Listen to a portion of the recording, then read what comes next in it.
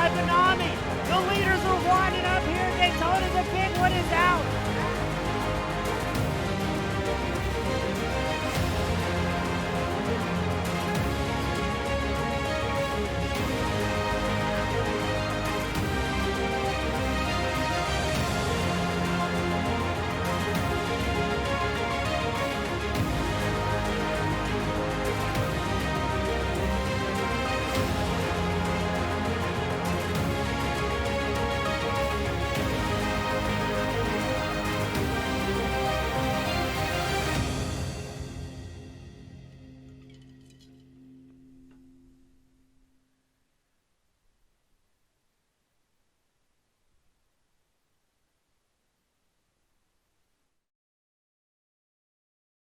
Good evening, race fans, and welcome back to the Midwest Sim Racing Association's Rapid Fired Pizza Nationals.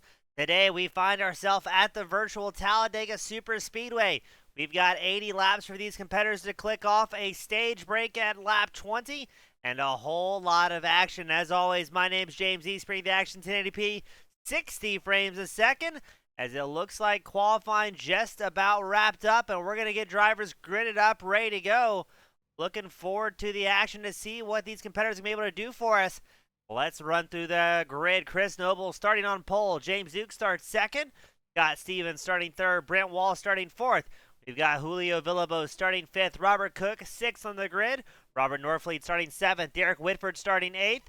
Diego Villalobos starting ninth. Jamie Knopf starting 10th. Timothy Davis starting 11th. We've got Kenny Meadows starting 12th. Matthew Dyer starting 13th. Jesus Andrade starting 14th. David Centini starting 15th. We've got Jeffrey Meyer starting 16th. Colby Baber 17th on the grid. Mike Howerton starting 18th. Braxton DeWee starting 19th. Evan Longanker will be starting 20th. Barry Stevens starting 21st. John Binder will be 22nd on the grid. Kyle Mulring starting 23rd. We've got Greg Newsom starting 24th. Cycling it back to Richard Mulligani starting 25th. Bill Dolph starts 26th. And Billy Fitzgerald will round out the 27-car grid here tonight.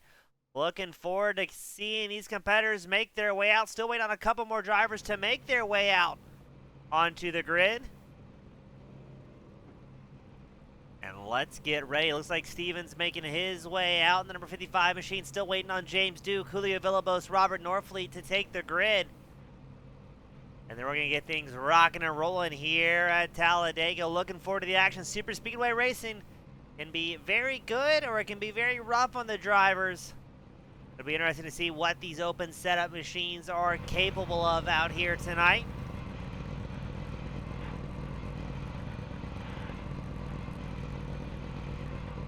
Now again, keep an eye out. We're going to be running 20 laps wide open, barring any cautions, before our first stage break on lap 20.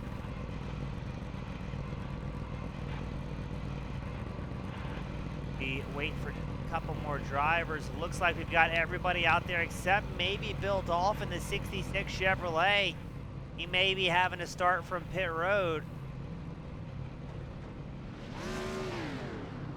And we're going to roll them out here at Talladega to get things fired up. 26 drivers making their way out. We did get confirmation Bill Dolph, AT&S, did not start. Not sure what happened to the 66. If maybe he had some sort of problems. As the rest of the field gets rocking and rolling here. Guaranteed to be a good one. Looks like Dolph does hop down to pit road. Not sure if maybe that's a strategy to tuck in behind the field and stay out of any big crashes, or just maybe miss the field, miss the call there.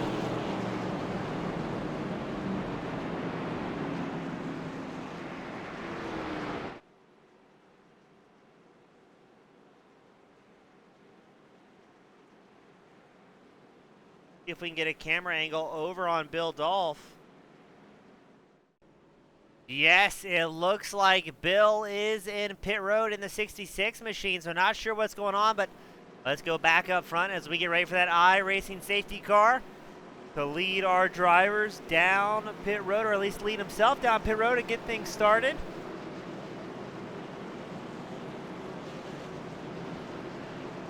It'll be interesting to see what happens. 20 laps until that first stage break. Noble, Duke on the front row. Stevens, Wall, your second row. Villalobos Jr. and Cook will be your third row for this initial start of the evening.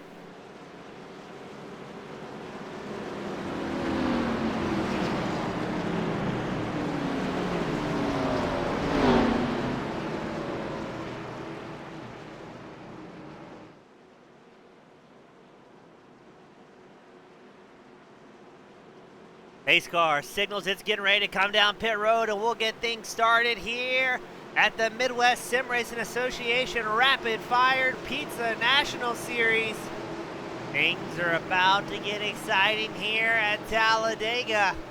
Will we see some big aggressive moves to start things off, or will the drivers be a little bit patient to at least get through the first stage break?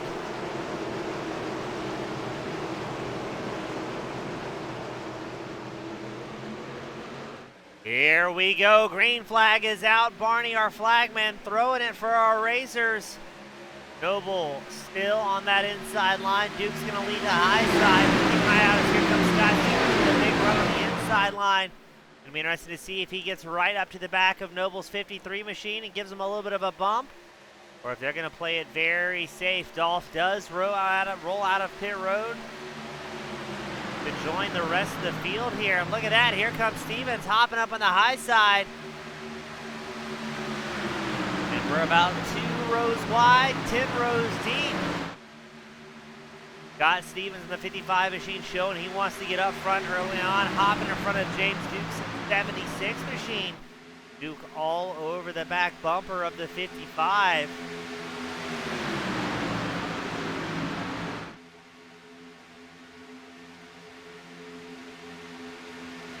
And that will be the first lap in the books for these drivers. Nice and clean, no worries so far. So it's Noble and Stevens on the front row. Duke and Villalobos Jr. will be pushing duty in the second row. Everybody having a little bit of a tough time there, keeping things nice and lined up. But look at the 45 of Villalobos Jr. looking to really get on the back of the 55 machine.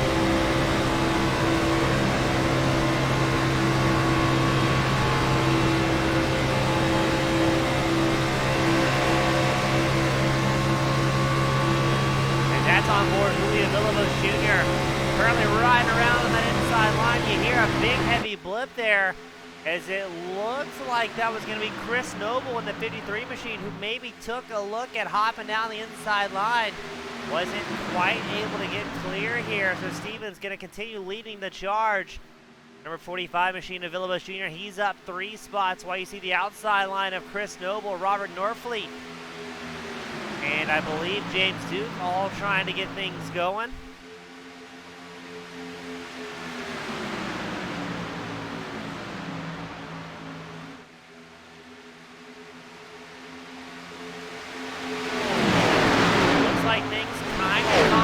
Up front with Stevens, Villalobos, Norfleet, all running the inside line. Rise, I say that. Robert Norfleet, the 56 machine, hops up to the high line in front of Chris Noble.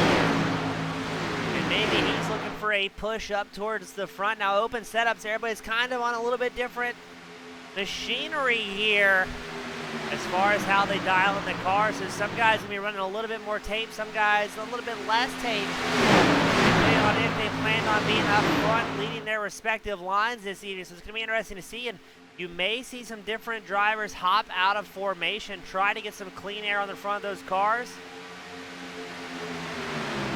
to avoid overheating and risking damaging the engine. But Stevens and Norfleet side by side with 3 and 4 leading the charge here.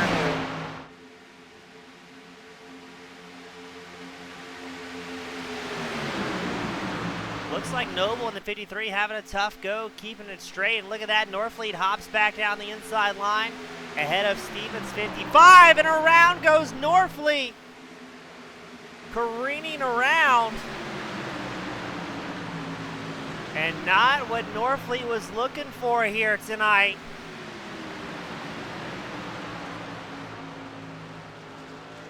And it looks like no caution will keep things going here, as Norfleet now going to have an uphill battle Chris Noble will show as your race leader. James Duke second, Scott Stevens third.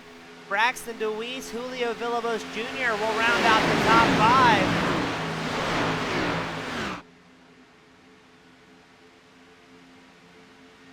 Let's take a quick look and see what happened there to Robert Norfleet.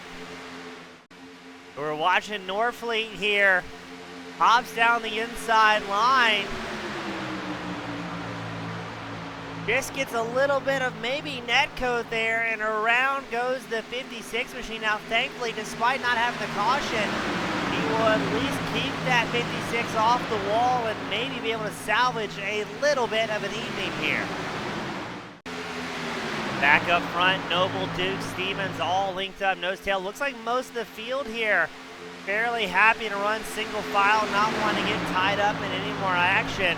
Maybe after that big scare for just about everybody, drivers may be thinking, you know what, let's play it safe here and try to, let's at least get to the end of the stage break before things get even more exciting.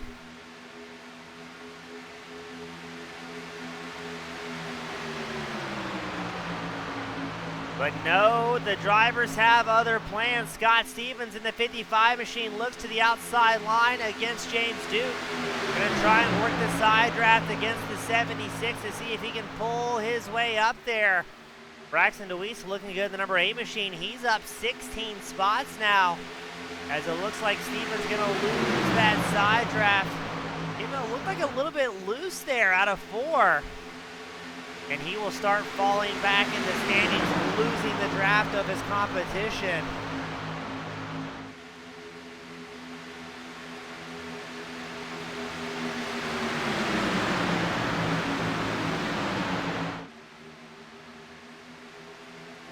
So what I was going to say is, maybe these drivers going to take it a little bit safer at this point, not want to get tied up in any early race shenanigans. We've got a long way to go. The stage break not until lap 20, but here comes Braxton DeWeese looking to make something happen early as well on the high line in the number 8 machine.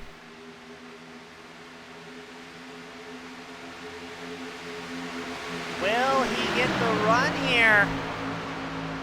As it looks like Chris Noble on the inside line still riding around very defensively, not going to try and make it easy.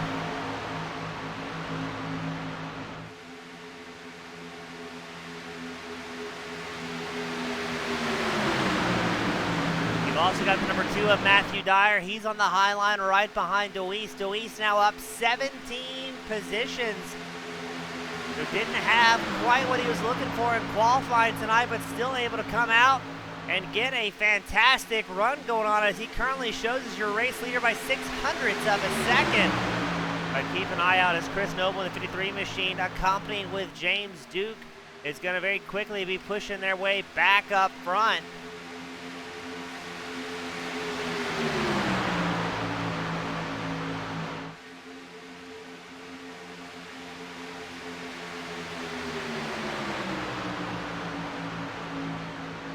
Too wide and about 3 rows deep here, as it looks like, I think that's Greg Newsom. Yes, it is, the number 23 Chevrolet joining up with the high side. But it looks like guys having a bit of a tough time holding on to a line, as here we go, 3 wide up towards the front. Noble, Duke, Dyer, DeWeese all in the mix here. Looks like DeWeese opts to back out of this one, say, all right, you guys are being a little bit too gutsy for me on these opening laps. I'm going to fall in behind you and see how this sorts out. That's a major part about racing here at Talladega. To bring home the win, you've got to be here at the end. If you're involved in a big incident early on, it kind of just throws away the whole race for nothing, really. As Noble's leading the outside line, has a big run with Matthew Dyer's support, as well as Greg Newsom. Newsom up about 20 positions so far this evening.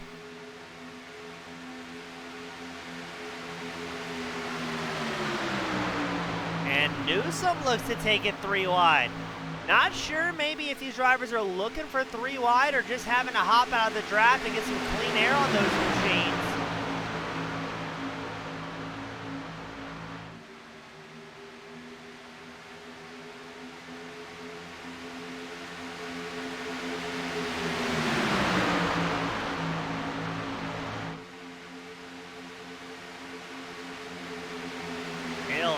looking for a dance partner here. It looks like Deweese squarely tucked in. He's the third car on the high line. Bright yellow with the white number 8, fairly easy to spot. As James Duke leads the party on the inside line.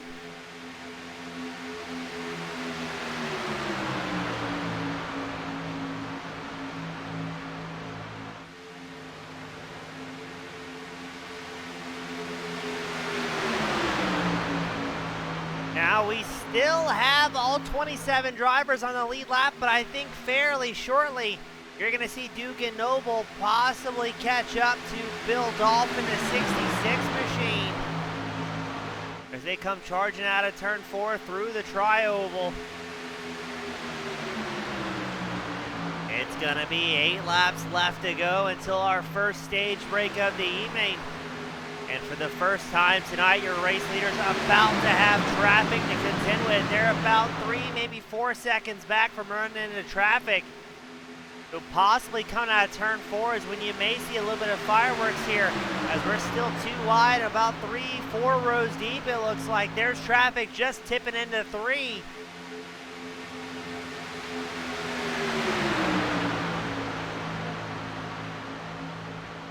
Look at the big run from Duke there, able to answer the high line and do so rather quickly.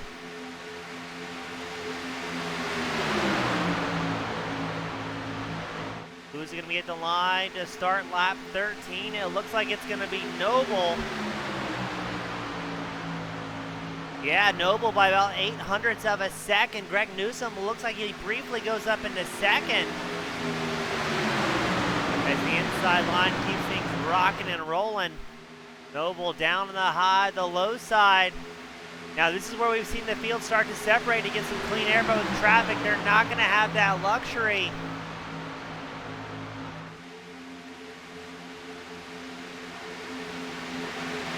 We will very briefly go 3 wide here. Well done to Dolph, holding the line nice and smooth up against the wall, allowing these race leaders to come by nice and quick. And at the line, it looks like it's going to be Newsom getting credit with a lap led up 23 positions. Braxton Deweese tucked in behind him, up 17 spots, so some big moves being made early on. As now Newsom and Deweese are going to go side by side through 1 and 2.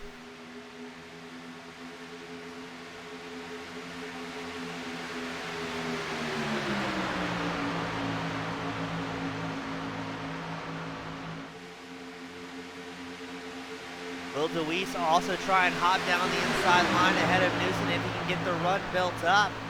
That's been the name of the game so far tonight.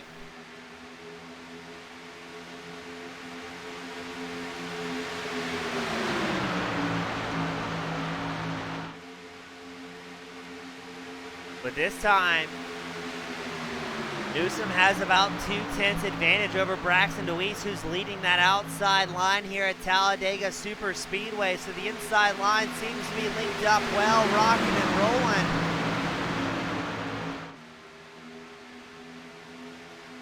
Ooh, almost a little bit of contact there between, I believe that was Duke and Deweese. Duke, the third car back on the inside line, bright orange number 76 Chevrolet. And speaking of Chevrolet, they're first through 4th right now. Our fastest Fords out on track are Matthew Dyer and Timothy Davis running 5th and 6th. Then if you go back to 7th and 8th, it's Villalobos Jr. and Robert Cook, our current fastest Toyotas out on the track. So everybody represented well up here at the front. But who's going to risk it to try and bring home the stage points on lap 20?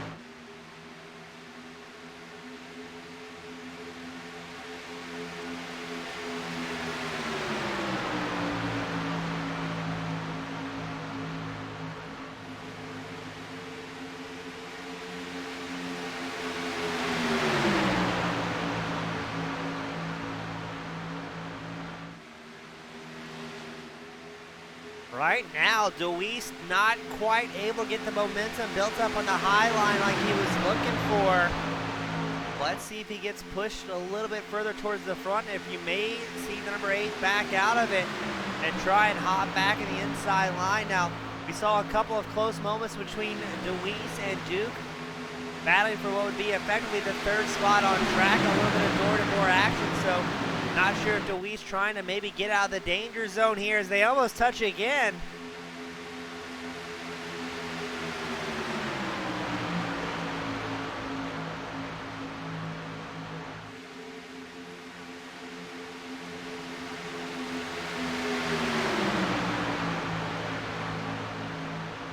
This is the type of racing we love to see here at the Rapid Fire Pizza Nationals. Good, clean racing. And still anybody's guess who's going to come out on top, as it looks like Deweese's run has stalled ever so slightly. Jesus Andrade in the number 7 machine looked like he was trying to make that 3 wide. He's going to do so once more. Side by side with Matthew Dyer, but not getting the draft support that he was looking for.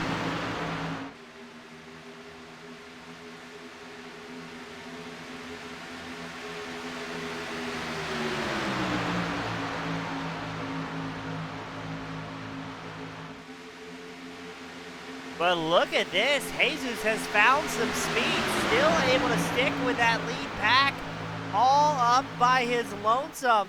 But you can see the draft come into play in the corners where the field starts to pull ahead. I think Jesus maybe saw traffic. I was going to say hop back in the inside line to make things easier, but has other plans using the draft of the 56 machine of Norfleet, but nowhere to go. And Jesus will get stuck behind the lap down driver of Norfleet. So now the field clicking off even more laps as we get ready for this stage end here. 25 drivers on the lead lap. Who's it going to be here at the end of the stage? As things are going to get a little bit frantic up towards the front. But it looks like Newsom and Noble going to stay linked up here, keep rocking forward.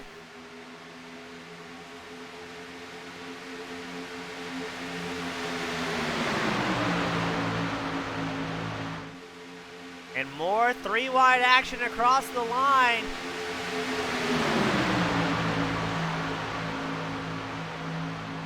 Oh, that is great racing.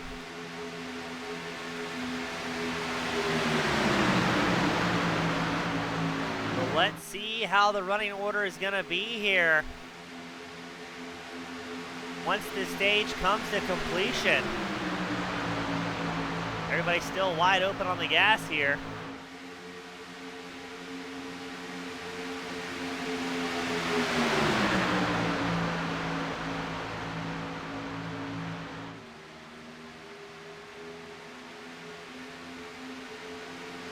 Fantastic 3-wide racing at Talladega. Keep an eye on Norfleet. He's trying to get a lap back here before the caution comes out.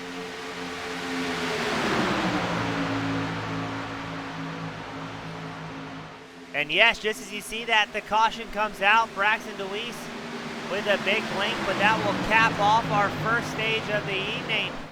And it's going to be Greg Newsom, Chris Noble, Braxton Deweese, James Duke, Matthew Dyer, Timothy Davis, Julio Villalobos Jr., Jesus Andrade, Diego Villalobos, and Brent Wall, your top 10 coming to the end of stage number 1, the only stage we have of the night.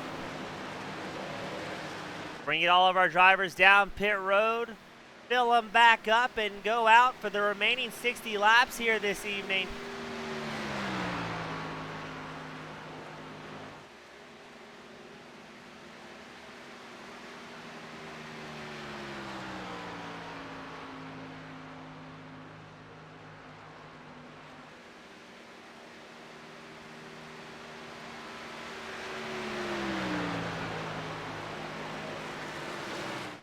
So to cap off stage 1, a whole lot of action. We saw Norfleet with his big moment spinning across the infield shocked no caution came out, but hey, well done as the field catches up to the pace car heading into turn 3 here.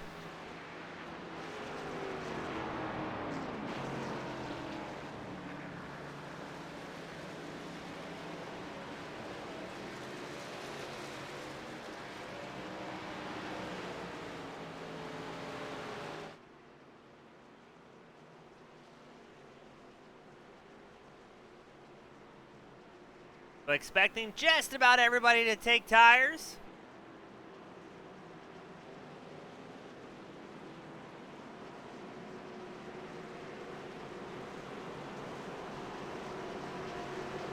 A full tank of gas, and we'll try this once more.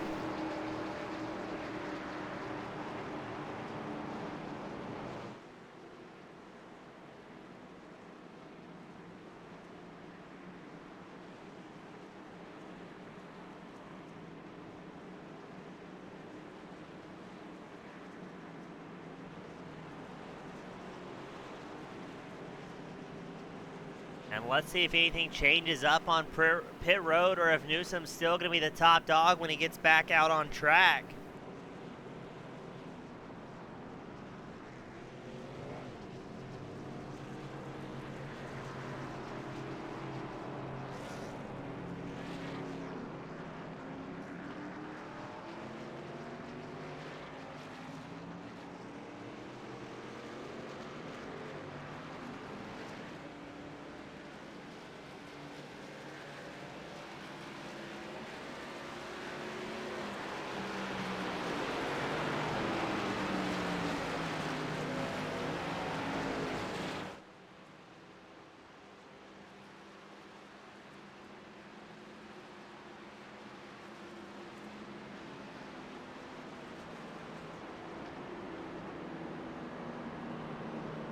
Looks like Noble showing as the race leader. He was in his pit stall for just 0.3 less than Newsom.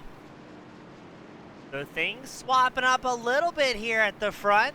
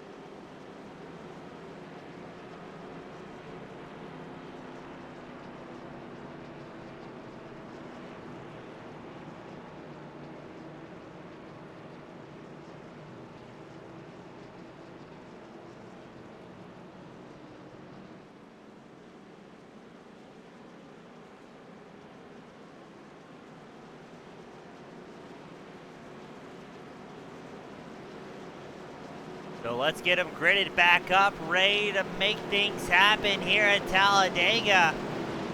Gonna be interesting to see. We haven't seen any big incidents yet so far this evening, but still plenty of time to wad up some perfectly good race cars.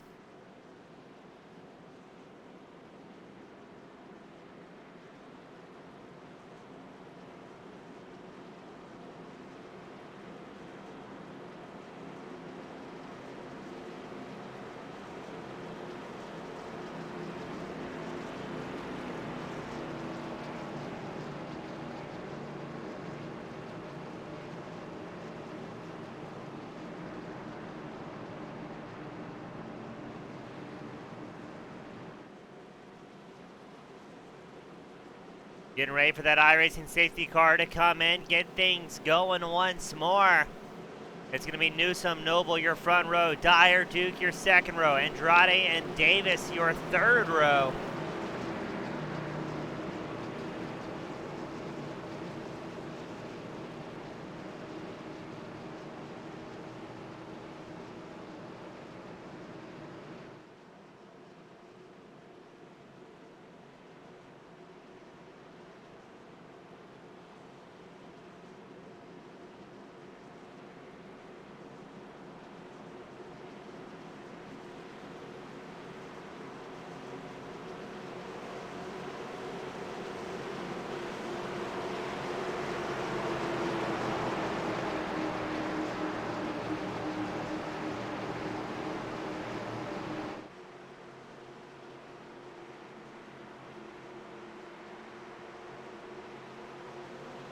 Here we go once more. The rapid-fired Pizza National Series drivers are underway. Noble on the inside line, Newsom on the high line. Right behind them, Duke and Dyer going to be trying to quickly catch up as Newsom aggressively hops down the inside line. Now that number 23 Chevrolet is up 22 spots so far tonight.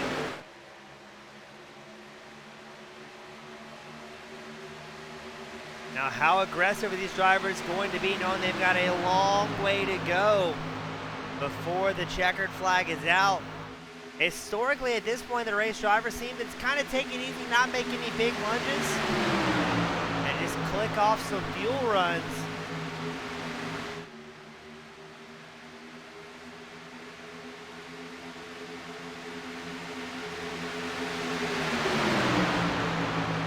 That being said, racers are racers and will do racer things as Jesus Andrade in the number 7 machine charges up towards the front. He's now up 13 positions. It looks like he's going to have Timothy Davis pushing him towards the front.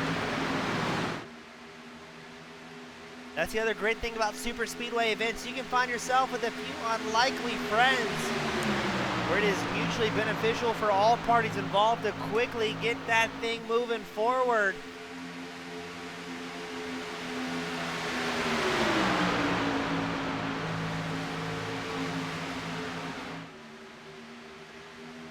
So now it's Noble, Andrade side by side for the front. Davis and Newsom will be second in line here, but look at the big run from Jesus. And he will drop down low in front of Noble, getting another lap led here at Talladega while the field tries to sort themselves out behind, but a little bit of contact as Brent Wall gets a little bit of a hearty shove and gets hung out to dry on the third line. That's going to leave Timothy Davis all by himself out there. No, he's got friends quickly pulling up to him. That'll be the 76 of James Duke, the number 8 of Braxton Weiss, accompanying the 92 on the high line. They're going to try and get steam rolling forward, see if they can catch up to Andrade, who's been very quick, in the number 7 Chevrolet.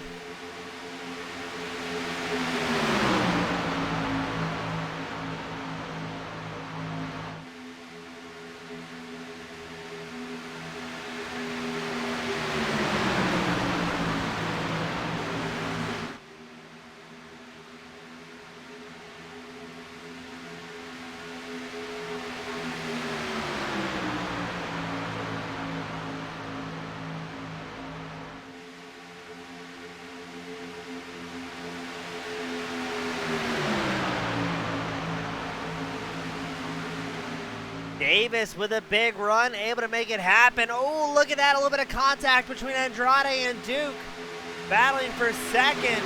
It is a high-speed game of chess out here, ladies and gentlemen. Drivers hitting speeds just under 200 miles an hour at the super speedway.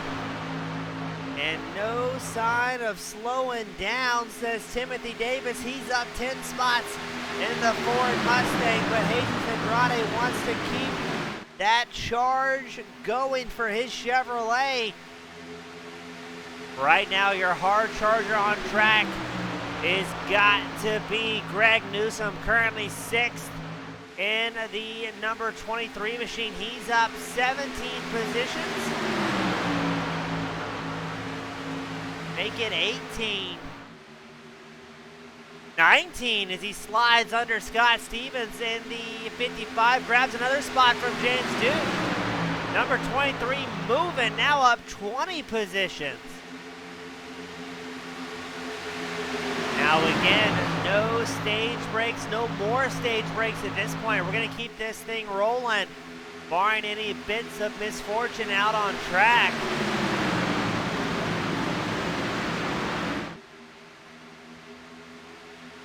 As Timothy Davis not having any issues on that front row, keeping it rocking and rolling.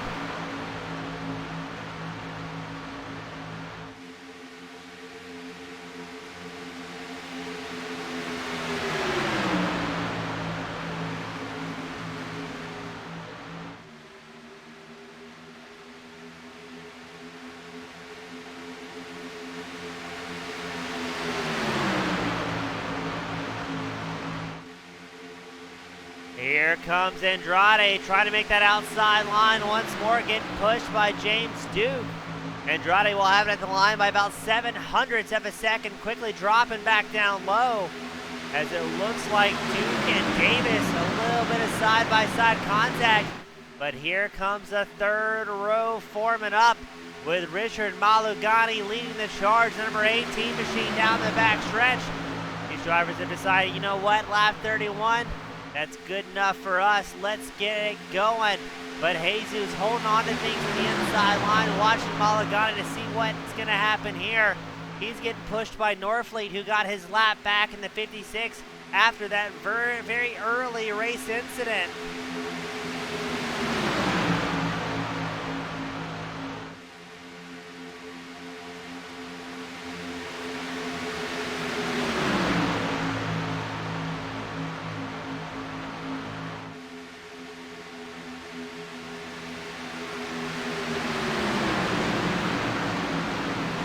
Up front, Andrade leading the inside line. He's got Timothy Davis linked up right behind him, but keep an eye out on Newsom and Duke on that outside line. They have had a whole lot of success charging towards the front, and they've also got Matthew Dye, the number 2 machine, the 55 of Scott Stevens, all joining. But look at that, Noble pops down the inside line. He's gonna try and fend off Andrade.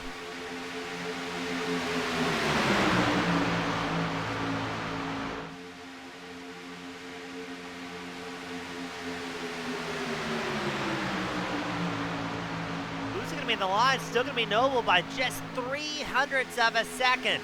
A bumper to a bumper and a half is what it was in the line, and I'm very impressed with how hard these guys are pushing. They've got a long way left to go tonight, just under 50 laps.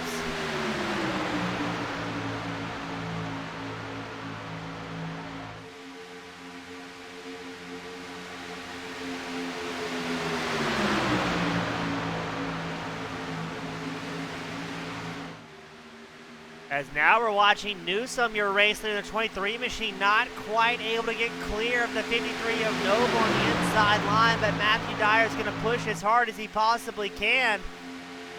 And down goes Newsom down the inside line, leaving Dyer on the high line, but I think we've got a few more positions to swap here.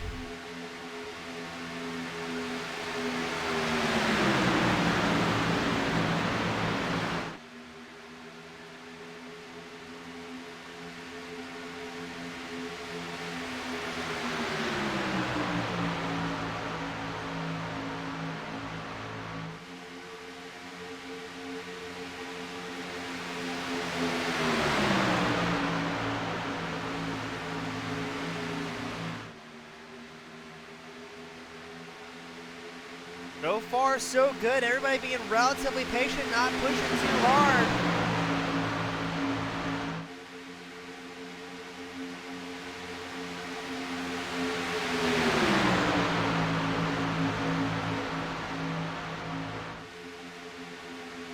As I think this is the point where a driver is going to really settle into a groove and link up with some good friends. Newsom and Noble back together once more. Andrade showing third. Dyer and Stevens rounds out your top 5.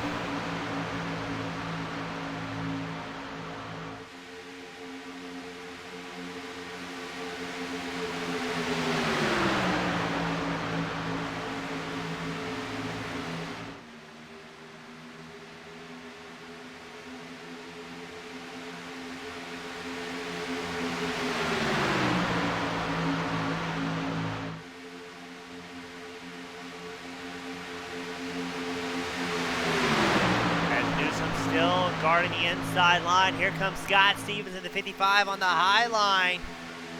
Will he be able to make that happen? With the support of Robert Norfleet. Well done to Robert, able to capitalize and get back out there.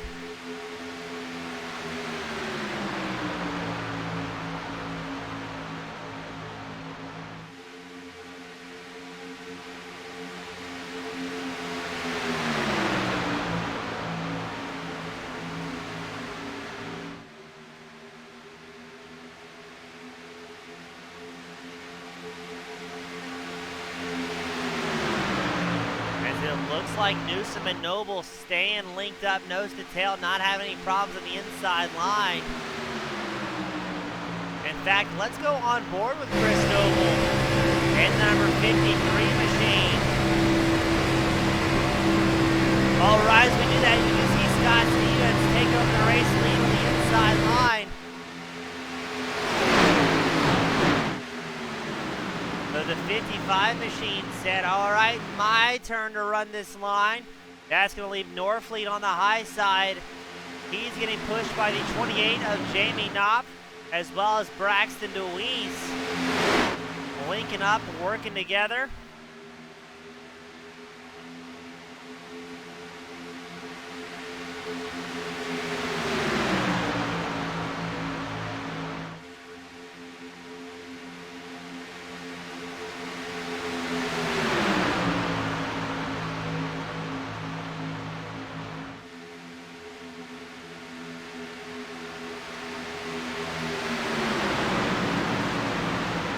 Looks like the rest of the field here maybe tentatively hanging back, not wanting to get too far forward into the fray. We're possibly getting set up for a green flag stop here. You'll see drivers start to cycle down the inside line. Number 23 machine of Newsom, though, wants to get back out front. He looks to the high line side by side with Scott Stevens, your race leader. Newsom up 22 positions, and Noble's going to tuck in behind him.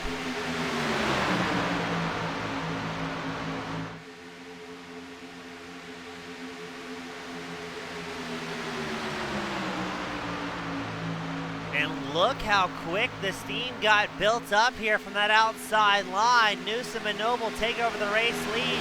They lead Jamie Knopf and the 28 machine out with, that's going to be Matthew Dyer in the number 2. Using the outside line for all she's worth, but now Scott Stevens going to try the same move. A big, big run here.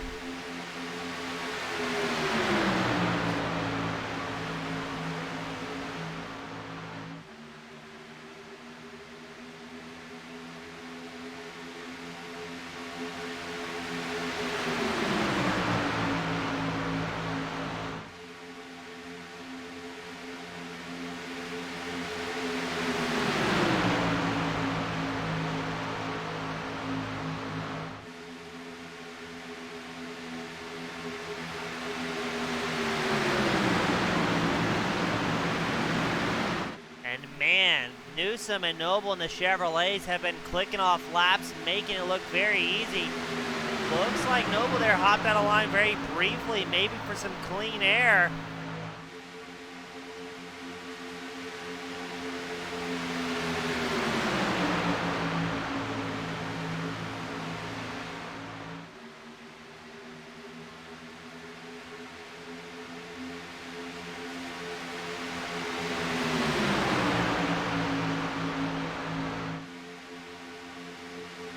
Look at this, though. Jamie Knopf, for the first time this evening, will get a lap led in the number 28 Toyota Camry. He's up 9 positions. He has the support of Matthew Dyer in the number 2 Ford Mustang. So these two starting to challenge Noble and Newsom ever so slightly.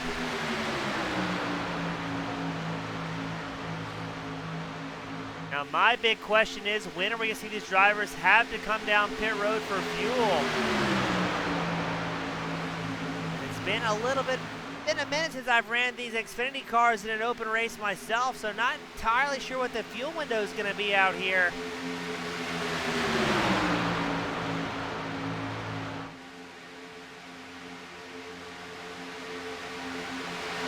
As I say that, drivers starting to initiate some green flag stops. Baber, Andrade, Norfleet, Davis, Wall, Howerton, Meadows, Cook, all down pit road together.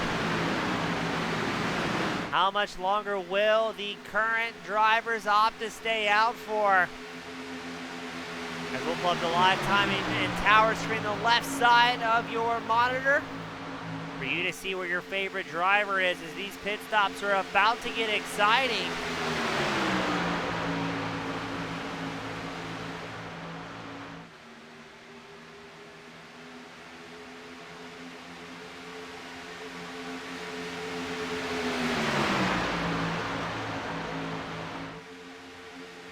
Still too wide, too deep at the front. Knopf and Newsom trading back and forth. It looks like it's going to be Newsom by just 1/100th of a second at the line for the start of lap 43. But again, when are we going to see this pack of drivers come down pit road together? It's about the top 9 drivers, all very close, within a second of each other.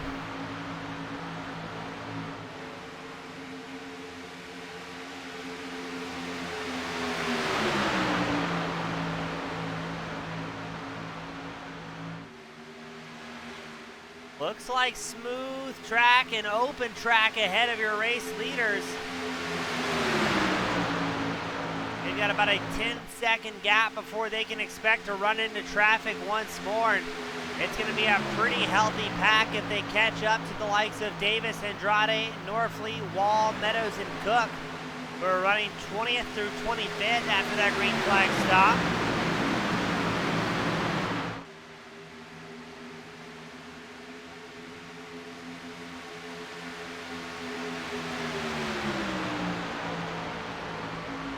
Knopf, if he opts to stay out, may get another lap led. Looks like he brought Dyer down the inside line with him. So the two drivers working together, not trying to leave each other out there in no man's land.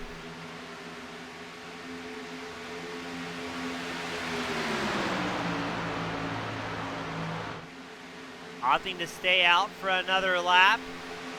Knopf and the number 28 Toyota, another lap led. Centini, Fitzgerald, Mullering, Binder, Stevens, Longacre. We are second pack of drivers down pit road.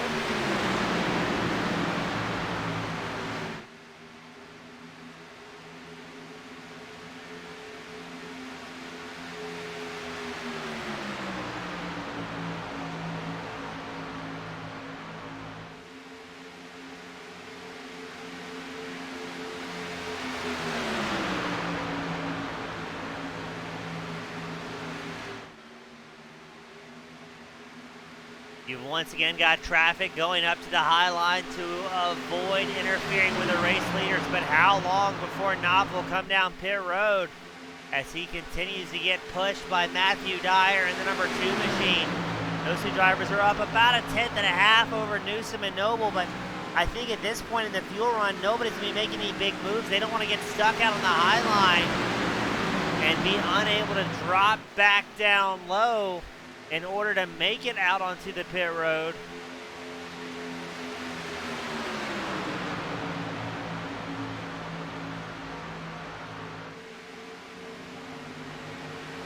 Will we see Knopf come in this time by? Now, with how early everybody's coming in, that means I'm expecting at least one more green flag stop this evening.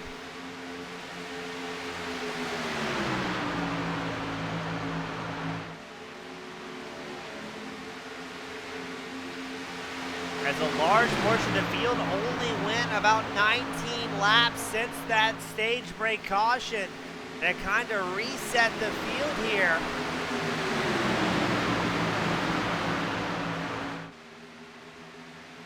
Right now, your current top 10 have been out there for about 25 laps. But that will put them short on fuel if they are running to the limit at this point. So that's going to be an interesting one to see here.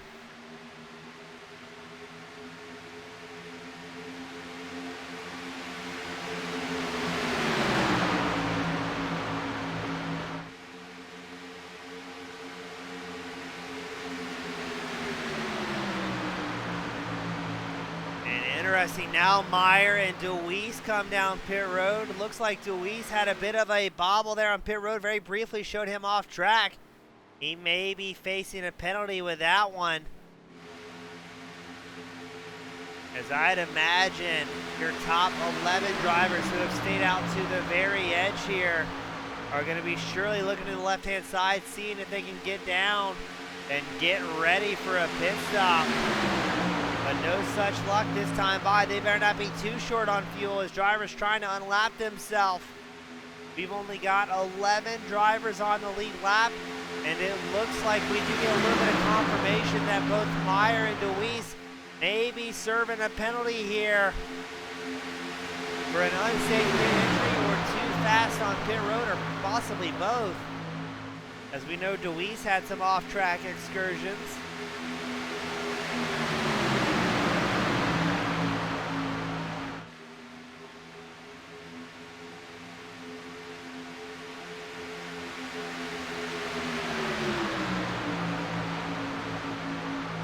Still watch with bated breath to see how these green flag stops are going to cycle themselves out. They've been on track for 27 laps. That means if they came down pit road, they'd have to be able to do at least 30 more under wide open conditions.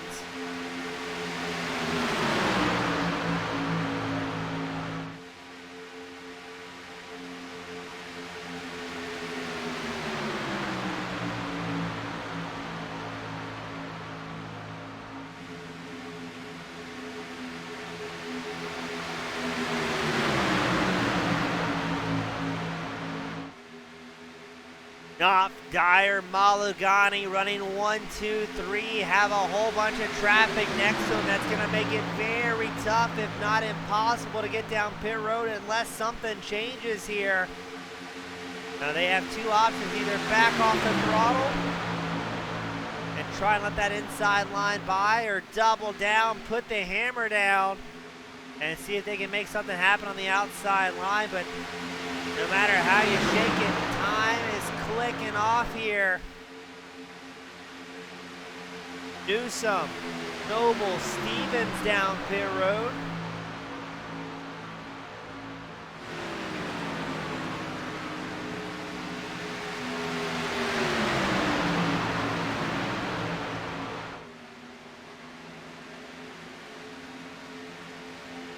So now your top 6 stretching the run out even longer here at Talladega.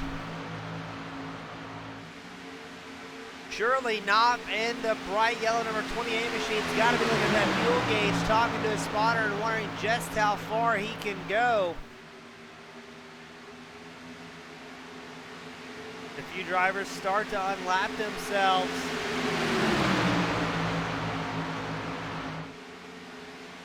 And again, your top 6 stretch out that fuel run even longer here at Talladega. And they will soon be splitting traffic.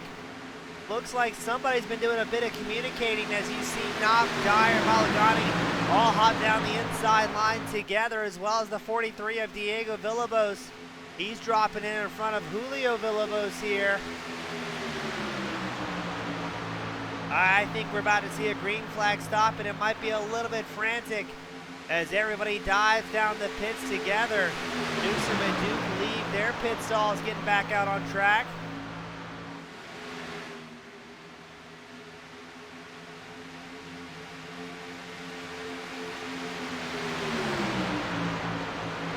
I don't believe it. The field's staying out even longer. We've only got 13 drivers on the lead lap as these green flag stops continue.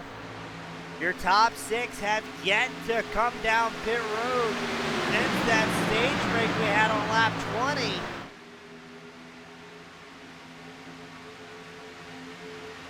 Now, these guys may be able to make it a 1 green flag stop run.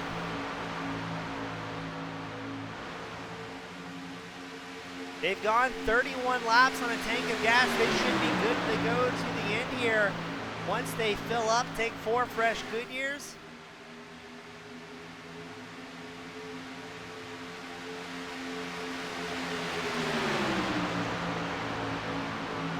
My goodness, still continuing the run. Now further back in the field, Scott Stevens in the 55 machine running 12th. Just had the fastest lap of the race with a 49.98. So he's in a massive pack from about 7th place back, working together.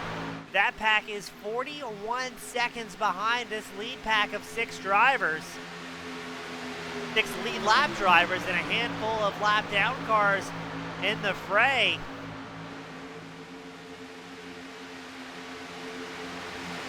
So in theory, that means once Knopf, Dyer, and Malagani complete their pit stop, barring any sort of incidents on pit road, it's just a standard 4 tires and fill it all the way up kind of stop. They should come out maybe neck and neck with Davis, who came down pit road in lap 41, but will Davis have the fuel to make it till the end here? Is a $1 million question. Lap 55 so far the main event. And we're still waiting for some of these Titans to come down pit road for what could be their only green flag stop of the evening.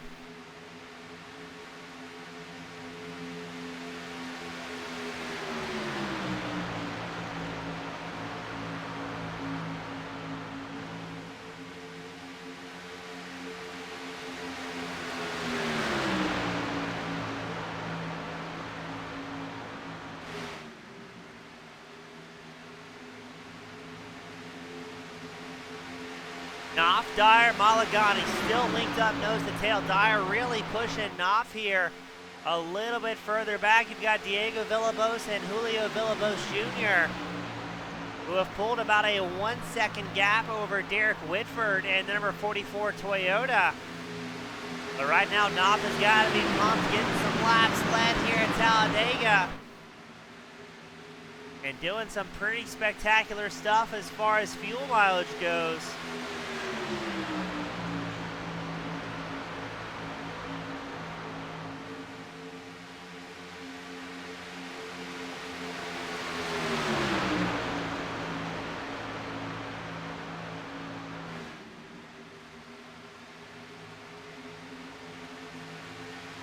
Oh, I wish I was a fly on the wall here listening to these call-outs as drivers continue to stretch the limits, really charging hard.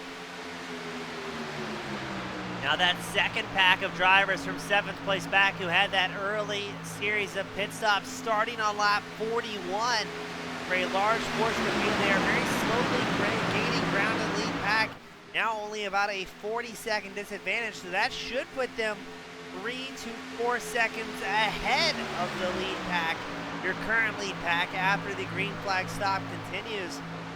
So Dyer, Malagani, and Knopf may be getting some reports from their crew chiefs and spotters saying, hey, those guys are starting to catch up. We are losing track position. Come down pit road.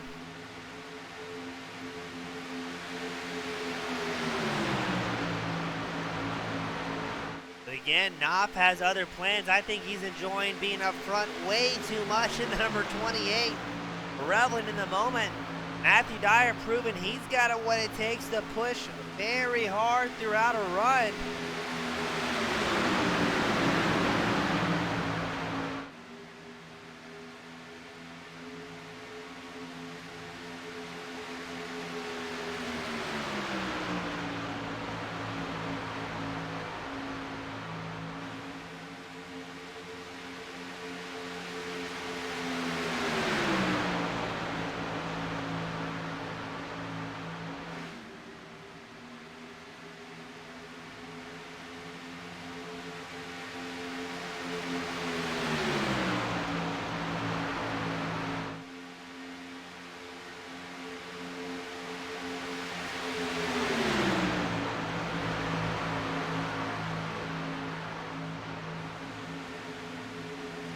So clicking off laps, 21 laps roughly left to go here tonight. As your top three have a little bit of a breakaway from the Villalobos family, running 4th and 5th. Derek Whitford just holding on to this lead pack. He's about a second off the back of Julio Villalobos Jr., who's running 5th in the number 45 Toyota. And this pack has gained about 1.5 seconds ahead over Timothy Davis in 7th, so they may have gotten something figured out and putting the hammer back down here, as that is a large group of drivers here joined up with the lead pack.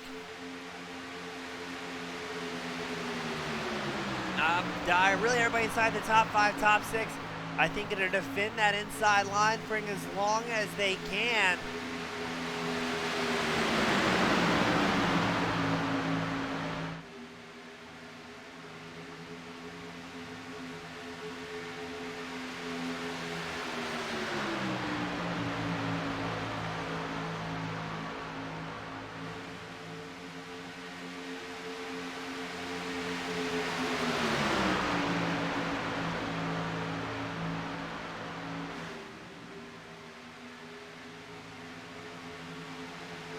Dyer looks like trying to get a nose in on Knopf, but we're going to start some green flag, and look how deep Dyer goes into pit road. We've got a little bit of heartbreak behind him.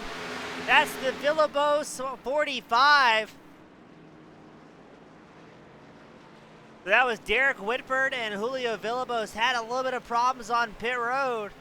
Now let's pan the camera over to Timothy Davis in the 92 machine, who currently battling for 7th, but it's going to be interesting to see where those top 6 drivers come out on track at.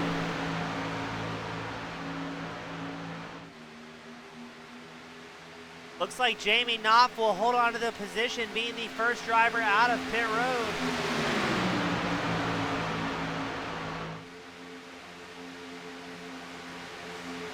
As I think Matthew Dyer had problems on pit road. He's been installed for about 34 seconds so far. Drivers rolling out. It shows Knopf 8 seconds ahead, but he's got a freight train here behind him, led by Timothy Davis in the Ford Mustang.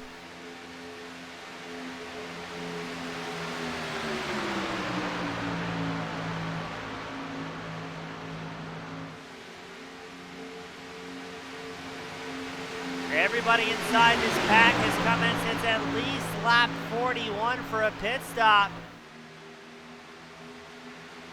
Noble all over the back of Davis's 92 machine.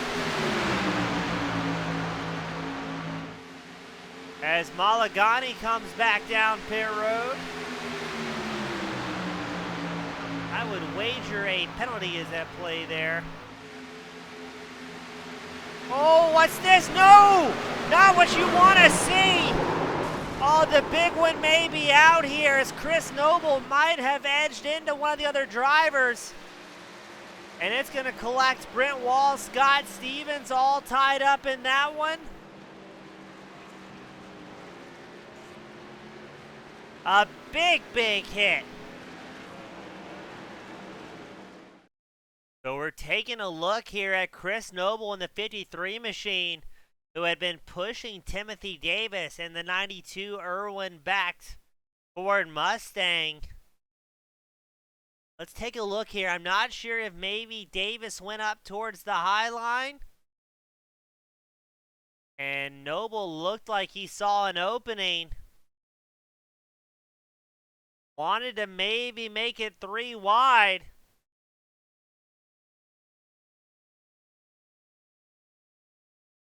Oh, he's pretty much there, but I don't think Davis had any idea he was there. Then Davis gets launched up. Around goes Noble, and we're about to stack up some cars the hard way at Talladega, as Noble just gets pulverized. Look at the number 6 machine of Brent Wall. He goes airborne. Heading to Scott Stevens. He's all in the mix as well, so a lot of drivers going to be leaving with some damage here and possibly hurt feelings, as we have our first unplanned caution of the evening.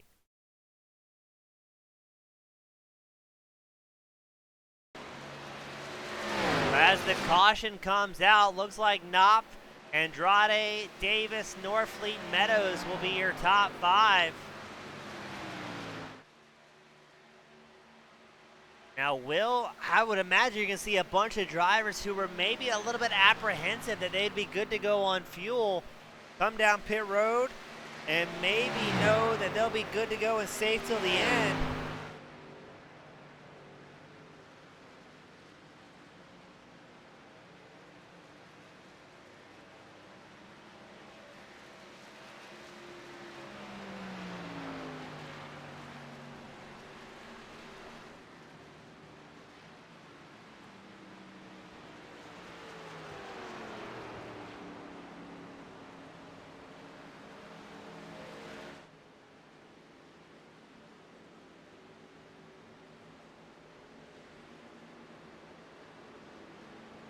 We will get them re-racked here at Talladega.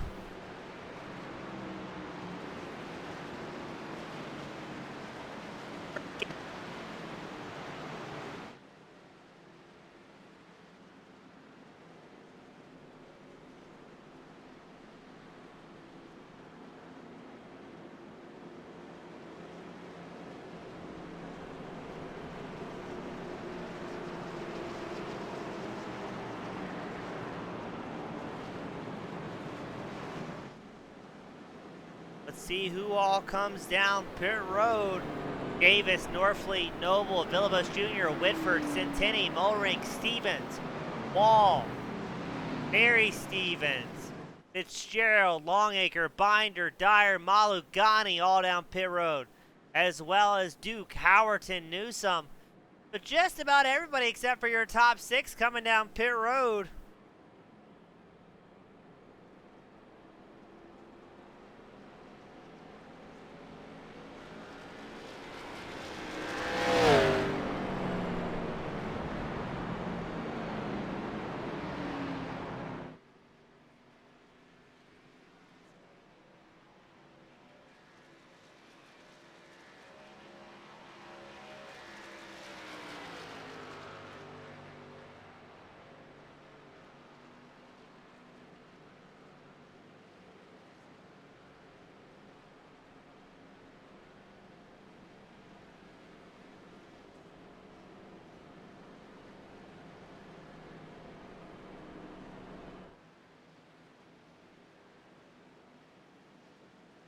So it's going to be Knopf and Andrade on the front row for this restart. Meadows and Villalobos your second row.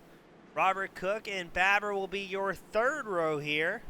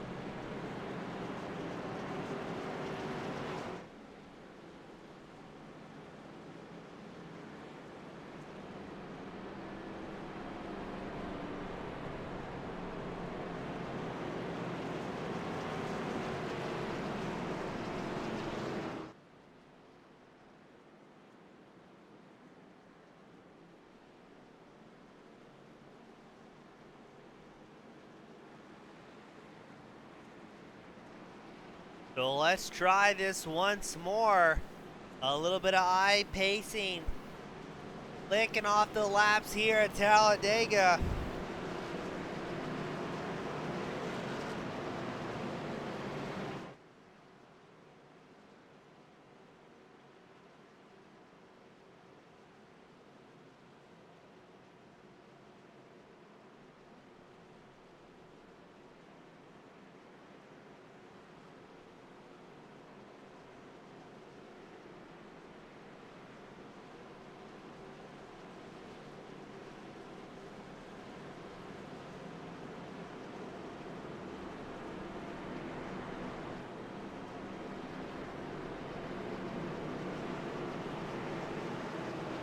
We get them gridded up. Too wide as far back as the eye can see. Looks like it's still going to be 21 drivers on the lead lap. And anybody's guess who can bring it home here tonight. Now some drivers valuing that track position more than fresh tires that are a full tank of fuel at this point.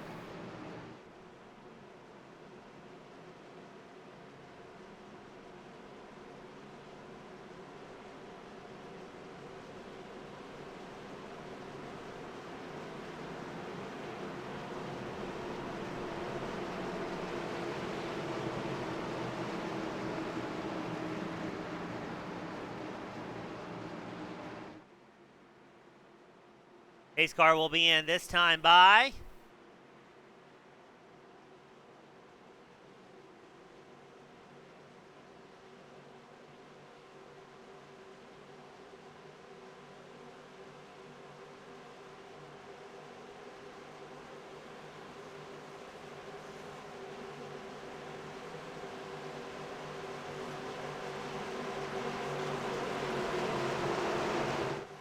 and let's go green flag racing after our first caution of the night. Away goes Knopf and Andrade. Villalobos and Meadows in hot pursuit. Look at this. Andrade gonna have a spectacular launch there as the 43 machine of Villalobos aggressively pushing the number 7 up towards the front.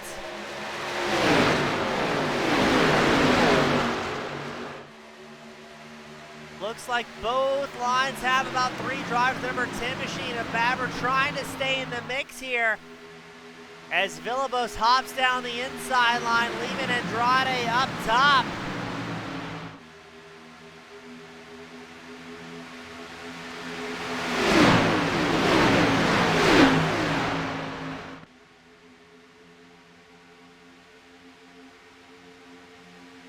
And the top 6 really aggressive here, trying to push hard early on. Now gotta be careful as cautions tend to breed cautions. Things get a little bit exciting once you get the field bunched back up. Green flag runs. But it looks like Villalobos doing a great job in the 43 Chevrolet, holding on the inside line, getting pushed by Knopf, who had a whole lot of laps led in that green flag stint. But Andrade opting to stay out with a lap 41 pit stop is making the high line work and doing so cleanly. Still getting pushed by Babber, the number 10 machine.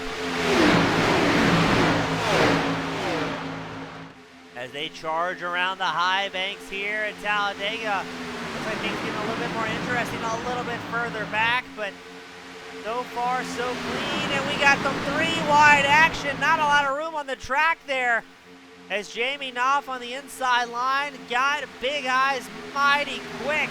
That was Kenny Meadows in the middle next to him with the number 10 of Babber up on the high line. I don't think any of those drivers were quite expecting that at this point of the race.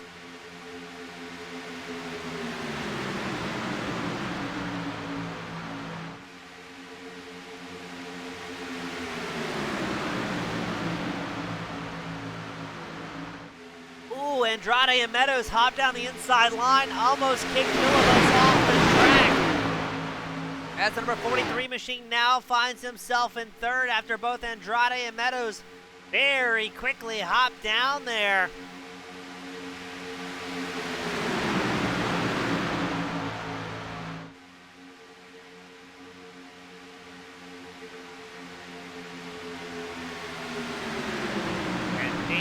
Are gonna just get heated up from here, ladies and gentlemen. Not a lot of time left for these drivers to make those moves.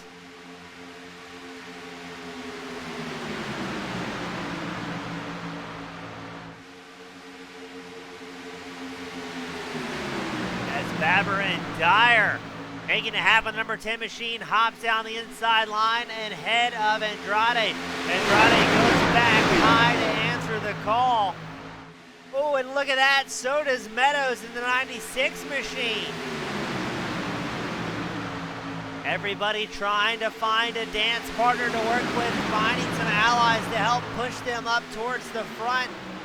It looks like Meadows almost gave an unsquare shove to the 7. Got to be careful. If you're not lined up bumper to bumper, it's a good way for things to go south very quickly. As you see Matthew Dyer, the number 2 machine, he's working his way up towards the front.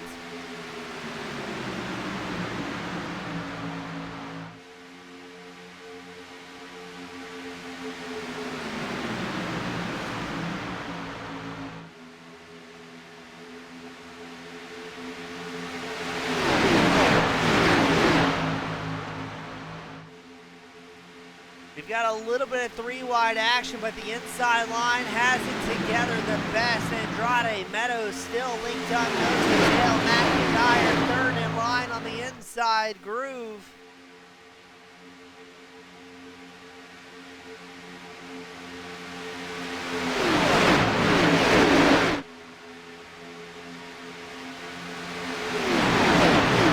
As the laps click off though, the aggressiveness out of our drivers will only increase as you can see them weaving down the back stretch 3 wide. Not a lot of real estate here when you're swerving like that.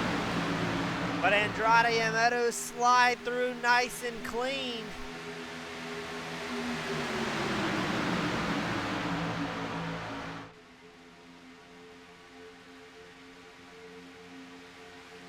Ooh, this does not look like they have it together too well. Some of the drivers getting shoved around here at speeds of 200 miles an hour is what they're hitting when they're 3 wide, running so deep like this.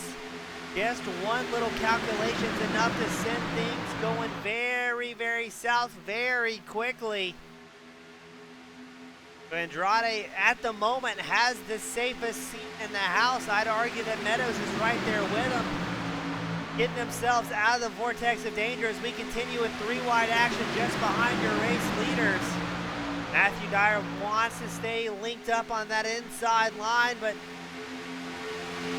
what's going on with the track? We saw a lot of shape. We're going 4 wide at Talladega.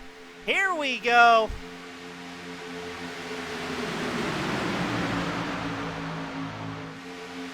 Things were getting all sorts of out of hand.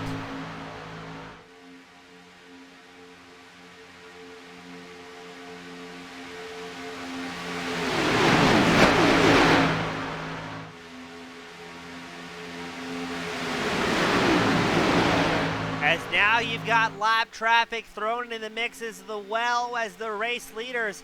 Everybody trying to get a lap back, trying to make some big moves here. Looks like the number 55 machine's got traffic behind them as well as the number 10. Oh no, around goes Howerton. In the 51, it's going to collect even more drivers here. What just happened as drivers go careening across the track? Howerton involved in that one, Dolph involved in that one. Oh, another big caution on lap 72. And let's see what just happened to Howerton.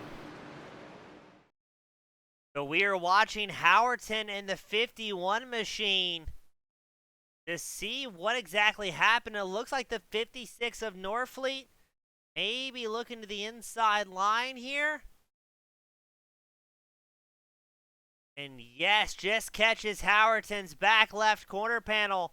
And around goes the 51. Norfleet will not get out unscathed, but let's see who else gets tagged here.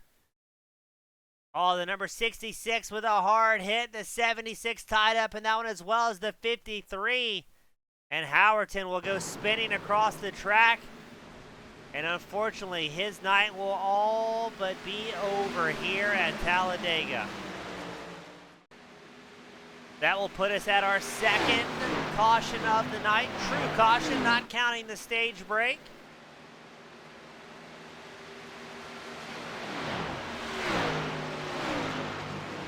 And that is not a good feeling. You'll work hard all night long, get back up there in the mix, and next thing you know, still back to the hauler early on.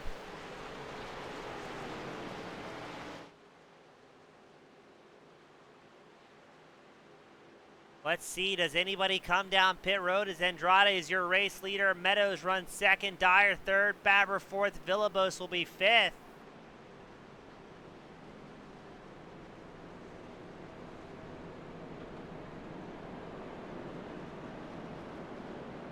Now, Andrade and Meadows have not been down pit road since lap 41. How are they looking on fuel here? If they come down pit road, that's going to be a tough time to make up that track position in the closing laps where anything can happen.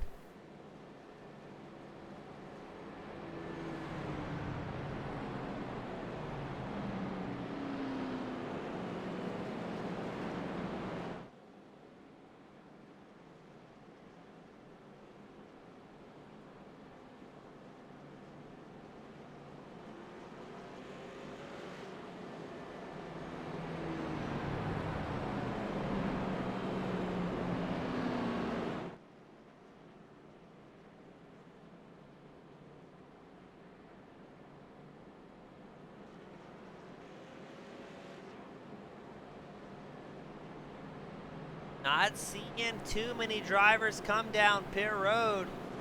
At least land stops. Noble, Howerton, Dolphin, pit road, but that's going to be for damage. Brent Wall, Braxton DeWeese, our two first drivers that had to retire this evening, won't be coming back out on track at least until next week.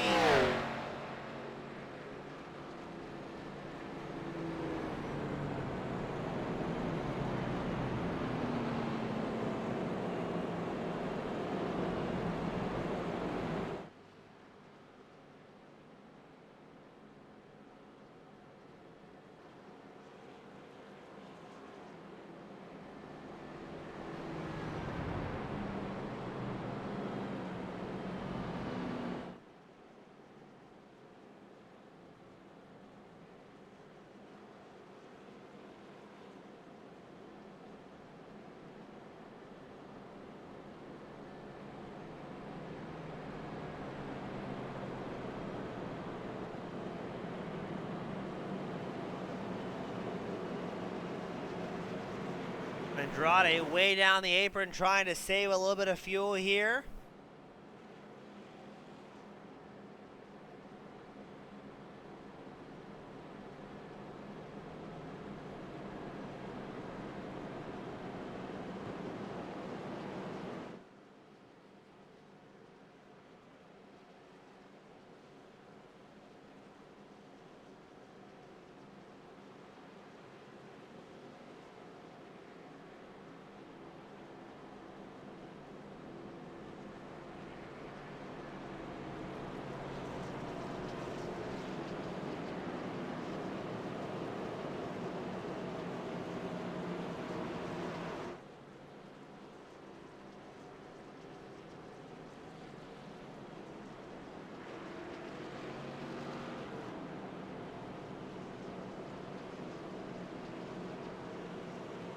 So we will get them gridded up once more, possibly for the final restart of the evening.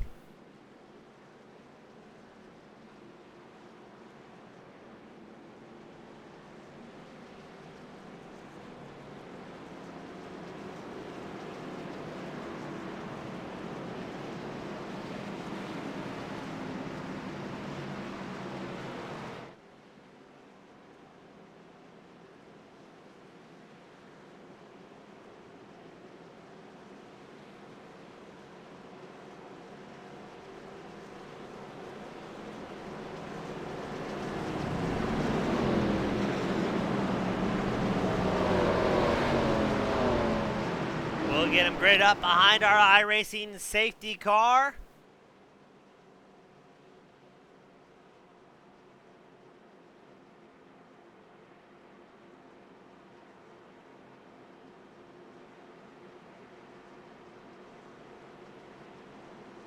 And we will try this again to see what's going to happen.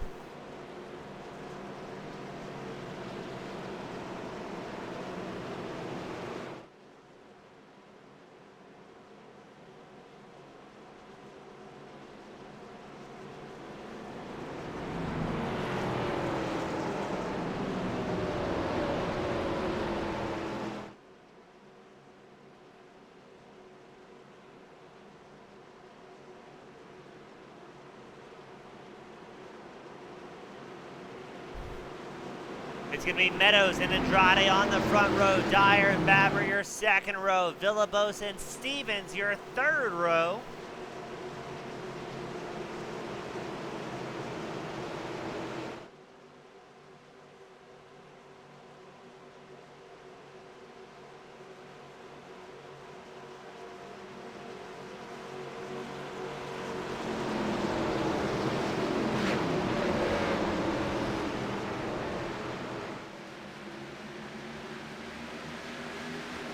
Let's see what's going to happen here.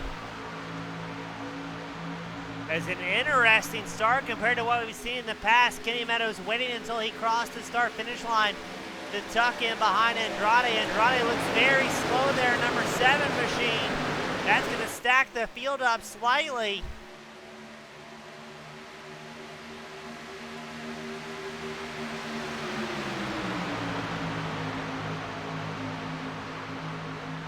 Now this is when things are going to get a little bit frantic for our drivers.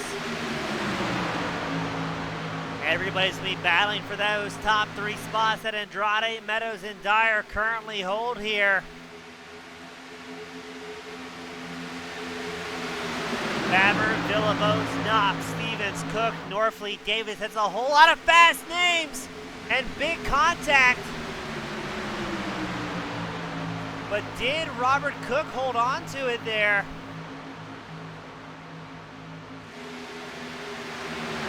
We're going to keep this thing running forward at least.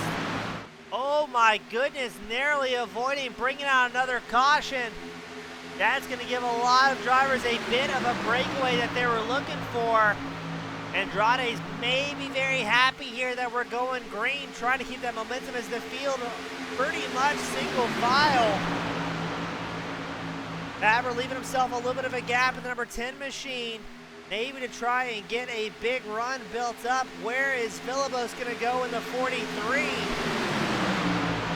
As look at the massive run from Timothy Davis on the high line.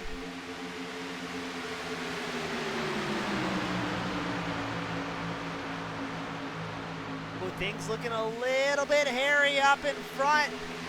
Davis trying to get that line working. Villalobos a little bit squirrely as well. We show as a crash with Scott Stevens, but he's down in pit road. So we'll have this thing still charging forward, but around goes the lead pack again. What is going on here? And then, oh my goodness, look at that. Babber just got punted across the track as Norfleet got a little bit out of hand. Oh, almost drifts back up into the surface, and Babber still gets tagged. Oh, such narrow chance. He almost got nice and clean there. But let's take a look as the number 10 had an absolute wild ride. This was a crash that took a long time to finally complete. Things got very wild very quickly. We're focused on the number 10 Toyota as the field bounces around in front of them. Looks like Norfleet was holding on for dear life. I think Norfleet's going to get hit here. Keep an eye on the number 56 machine kind of on the center of your screen as we're going 4 wide. No, he doesn't get hit by anybody. Just comes down the track. Tags poor Colby in the number 10 machine. And then watch this. This is an absolute white knuckle moment. One of the last things you want to see on the racetrack. Does a good job drifting it around. Manages to mostly, does he keep it off the wall? Yes, he does.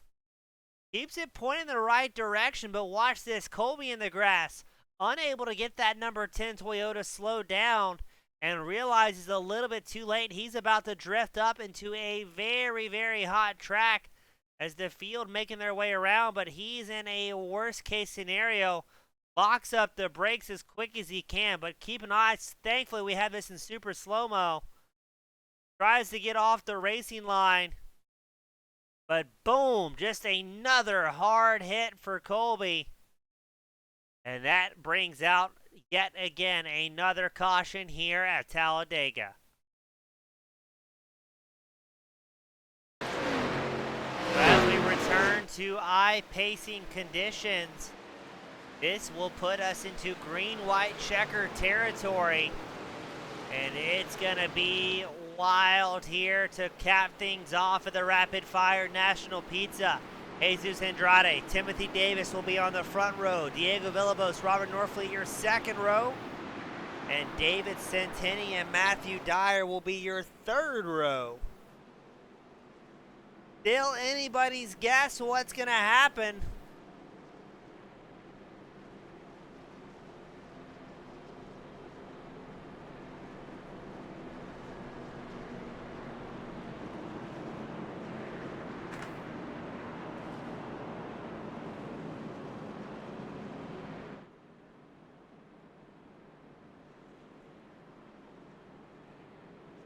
Looks like Bill Doff will get the lucky dog here if I'm reading the race control notes properly. So the number 66 machine getting a bit of a new lease on life. He'll be making it 20 drivers on the lead lap. As we, I believe, saw Matthew Dyer coming down pit road, the number 2. As well as Derek Whitford, Kenny Meadows.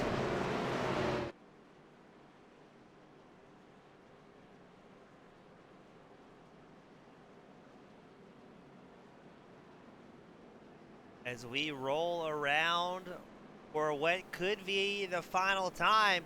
Now, if we can take the white flag without wadding up any more cars, we will be good to go to bring this home, or this race home.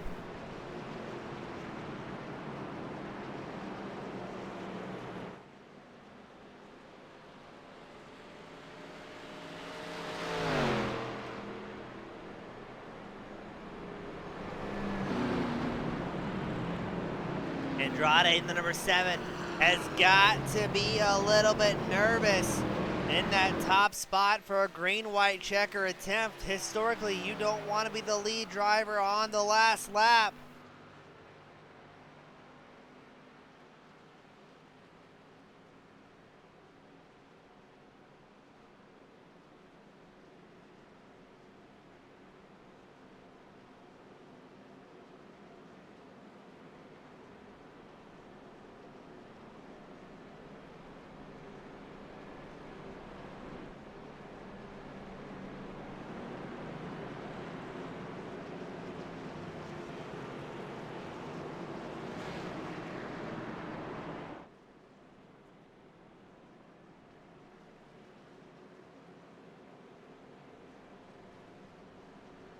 So the heat is on, ladies and gentlemen.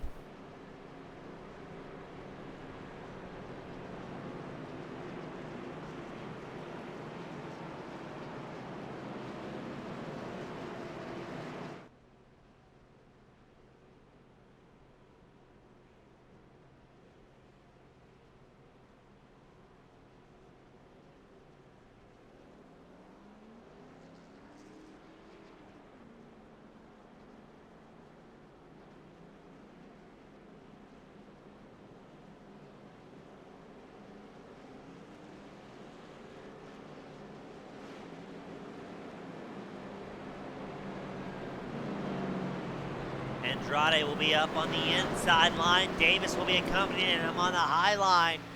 Andrade will have Villalobos in the 43 behind him. Norfleet will be joining Davis on the high line as we get them stacked back up double file, trying to get the field all together for the final time, or what could be the final time.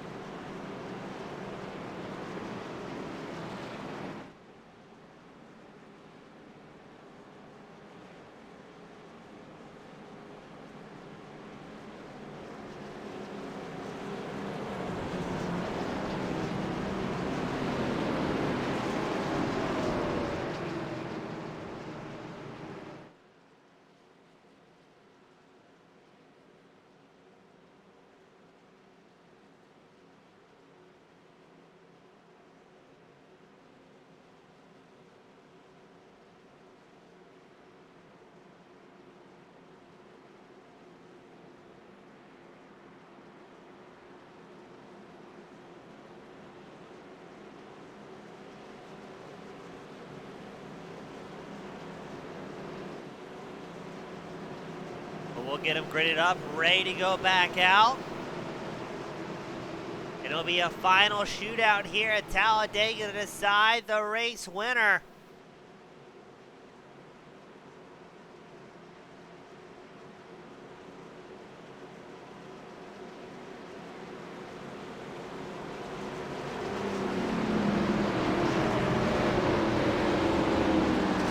Race car will be in this time by. We've got 20 drivers on the lead lap. Still about 22 drivers out on course. Make it 23. Race car gets ready to head down pit road. All eyes on Jesus to see what he can do in that number 7 Chevrolet on the front row, because he knows Timothy Davis and the Ford Mustang's been fast.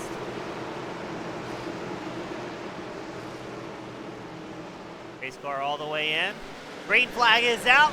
Let's go racing here at Talladega.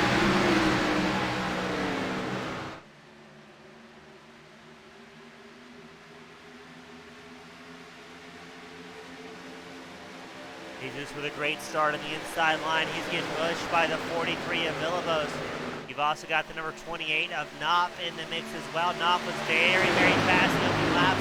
On the high line, though, Timothy Davis linked up with Robert Norfleet's 56 machine.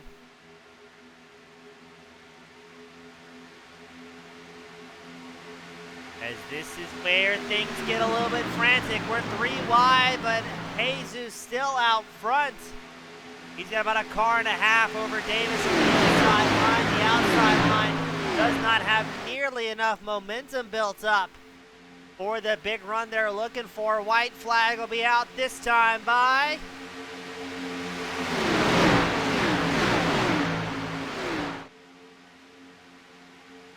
Andrade takes the white flag. He's still getting pushed by Villalobos in the 43 machine. So we will run this thing out till the end for better or worse. If the caution, there will be no caution if the crash comes out. Villalobos getting a little bit squirrely behind the 7. Look at the run from Davis in the 92 machine as we go 3 wide down the backstretch a little while longer, but Andrade looking good here into turn 3. Will we see a big run from Davis, as I think Norfleet has just blown up? And the 56 machine has pushed just a little bit too much. The field winding up behind him. And oh, another big crash. Here we go. That's Julio Villalobos Jr. Around goes. Oh, everybody's crashing. That's going to put Jesus Andrade, Jeffrey Meyer, and I believe David Centini as your top 3. Let's take a look at that one. We're checking out what happened to Centini in the 79 machine. Looks like Villalobos tagged the 92 of Davis on the high line. But that's not what caused the initial incident here. It's further ahead where the 43 of Diego Villalobos got lightly hooked by Knopf. Not sure if Villalobos came down, if Knopf came up. Centini just plows into the side. I mean, it's a white flag run here at Talladega. You got to give it everything you've got, but look at this. It is going to be a rough one as Centini tags the pit cone here and slides across the finish line. Oh my, what a race. What a crash, as it just continues happening behind him. John Binder, and it'd be easier for me to tell you who wasn't involved in that one, as Barney, our flagman, looks on in awe at the absolute destruction. The crash still happening.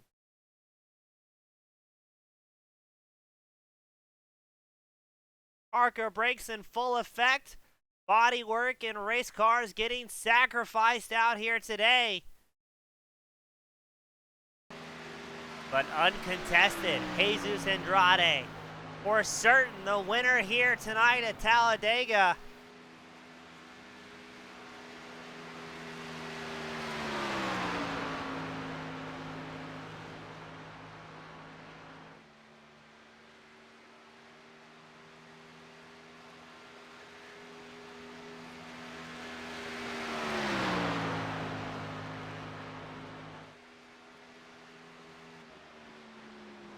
And And Jesus Andrade gonna burn it down and celebrate in style, bringing it home to the checkers with our unofficial results here at the Midwest Sim Racing Rapid Fired Pizza. Well done to Jesus, a big win, up 13 positions. And absolutely rocking in that number 7 Chevrolet.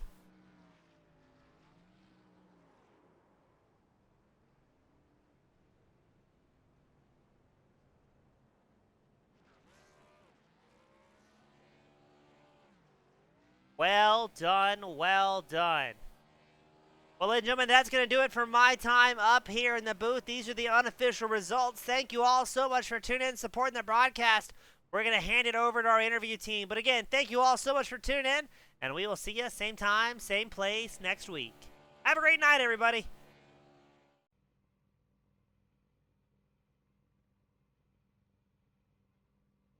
All right, guys, let's head into the post-race interviews here in the Rapid Fired Pizza League, sponsored by Rapid Fire Pizza and Old School Ninjas. Third place on the podium is someone who's here all the time, and that is David Centini. Man, that was getting crazy there at the end, multiple cautions. How did you get your car through it all? Yeah, that was pretty crazy at the end, but no, the OSN guys, we came in with a plan to work together the entire race, and we did it all the way up until the end, and it just proves that when you stick together and work together, I mean, you'll be up there competing for the win. Yeah, I saw your whole team, all you guys there, hanging back at the beginning by about 10 seconds, making sure you didn't get caught up in any early cautions, but there wasn't any before the first stage flew, so that was good. But yeah, I definitely saw you guys working that strategy out there. Y'all went in early together. Seemed to have paid off for you. You're back on the podium again tonight. Was there any close calls for you in the race? There was not too many, maybe one or two that we worked through there, a couple of the late cautions. But I know middle of the race there when we got that, I guess it would have been the first actual real caution. We really needed that because a couple of the guys when we came into pit got a little messed up on pit road, and they were a couple seconds behind, so that one worked out. But then the end cautions there were pretty interesting. We got really lucky, which usually doesn't work out too well for me on these plate races. I seem to always get involved in it no matter what I do. I think I only got like a 2X or 4X out of the entire race there, except for the end when I got spun off and got a speeding at pit road. But I mean, other than that, we had a good race for the most part, I thought. Yeah, and I hear you about a couple of your teammates getting messed up on pit road. That big angle coming in, I wasn't used to it when we were right out there on the right-hand side, and I came in and slid a little bit. My front left fender got attached, like literally attached to the inside to the pit wall, and I couldn't reverse. It was just stuck. I ended up having to go forward and backwards in order to get it unstuck. Anyway, I feel their pain. I got separated from everybody myself, too. If you want to go check that out, cheap plug for me, that is youtube.com/Area 51 Alien Factory. You can check out the live stream of this race from my cockpit. Anyway, back to David Centini after my cheap plug for myself.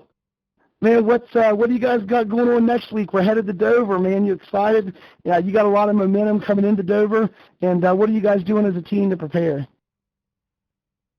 Yeah, no, we're gonna have to get back after it because I mean, I think I know at least for us anyway, we took the break and didn't do too much. So kind of coming back into this is a little bit of a warm up. So I don't know, we'll probably start here maybe either this weekend or Monday, getting after it on Dover, and I'm sure we'll have something competitive for everyone and see if we can work together there too. Sounds good, man. I believe every word you're saying. You guys always do come up with something competitive. Very competitive team here in the Rapid Fire Pizza MSRA League. And, yeah, you guys are having a lot of success. Any final words after tonight's strong finish? No, like I said, just really proud of everybody at OSN for really working together well there and getting it done. And just want to say thanks to everybody who comes out for these races, everybody who helps with these races, the league especially as well, everybody behind the scenes there. And like I said, everybody at OSN, you, Mike, putting these interviews on for us every week. Broadcaster, Goon Squad, and then, of course, Rapid Fire Pizza as well. Absolutely. The Goon Squad does a great job on broadcasting these races. And if any of y'all are watching this for the first time, go back and watch some of the other ones. We've had a lot of great races here in the league. Goon Squad's put them all up on YouTube. So if you stumble across this one, you're hearing this interview, you like what you see, you can go back and watch the past races and keep coming back for more. We race every week here in the MSRA Rapid Fire Pizza League. Second place on the podium tonight, Jeffrey Meyer. If my memory serves, this isn't your first time on the podium this season. You're no stranger to the podium, man. How did the second place come about? And that last caution, whenever David ended up getting shot down through the pits, there in the end, right before the start-finish line, ended up sliding across third place. How did you make it through that final front stretch there in the tri-oval at the end of the race? I have no idea. I just went where cars weren't. The gaps opened up, and I drove right on through. I don't even think I got an X. I had no idea. I didn't think I was going to make it through there. So basically, Moses was on your team. He parted the Red Sea for you. Yep, something like that. It was the whole night. You know, when you spun, you didn't come all the way up. I was able to sneak between the wall and you without touching you, and now this last lap, coming to the checker, cars sliding everywhere. I just kept juking and jiving, and I made it through. Yeah, I hear you. I feel like Clint Boyer sometimes. I watched those NASCAR races there last year with all the NASCAR drivers in them, and Clint was doing color commentary from the cockpit of his sim rig there, and somehow he always got taken out and wrecked.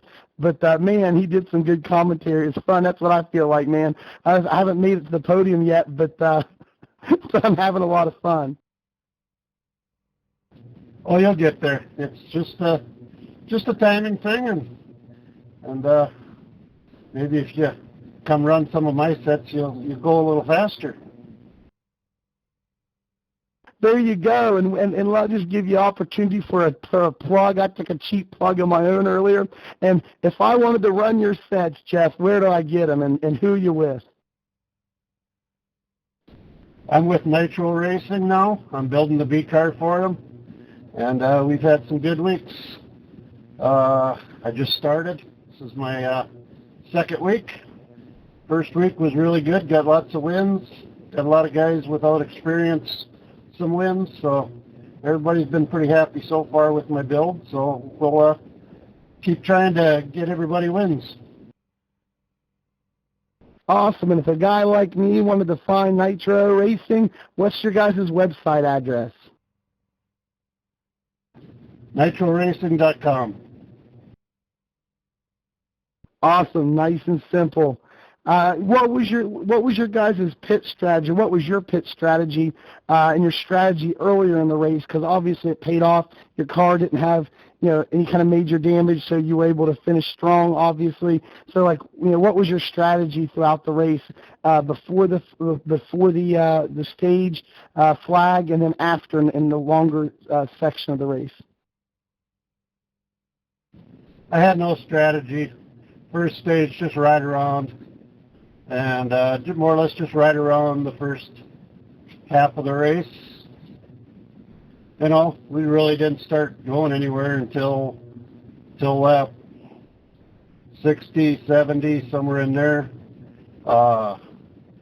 Pit strategy, I had none. I was just looking for somebody to go with, and I was going to duck in with David and Evan and them guys, but I was too late, so I went around again, and then I was going to hook up with Braxton, and we had a lot of miscommunication there, so I got a 45-second speeding penalty, went one lap down, and then I was like third in line to get the lucky dog a little bit later, and the other guys must all got tagged because I got the lucky dog and got on the lead lap. So from there on, I went forward.